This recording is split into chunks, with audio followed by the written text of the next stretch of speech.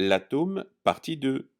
Il a fallu attendre le début des années 30, vers 1931-1932, pour qu'on découvre enfin le neutron. Et c'est ainsi qu'on a pu arriver à la structure complète de l'atome tel qu'on le connaît actuellement. Donc un noyau composé de protons et de neutrons, autour duquel gravitent des électrons, et c'est tout ça qu'on appelle l'atome.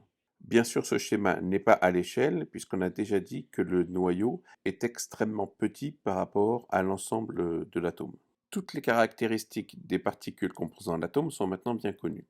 Donc on a dans le noyau des nucléons, protons et neutrons qui font tous les deux à peu près 1,67 10 puissance moins 27 kg.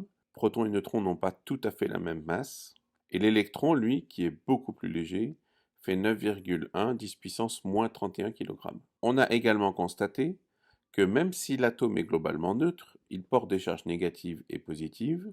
On savait déjà que les électrons étaient négatifs, que les protons étaient positifs. On connaît bien leur charge maintenant, c'est 1,602 10 puissance moins 19 coulombs pour les deux, l'un en positif, l'un en négatif. Donc on peut conclure quoi de tout ça?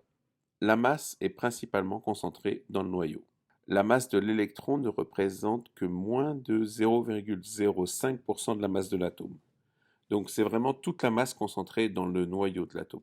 On sait aussi que l'atome contient des charges électriques, mais qu'il est globalement neutre, donc forcément, le nombre de protons ne peut être qu'égal au nombre d'électrons.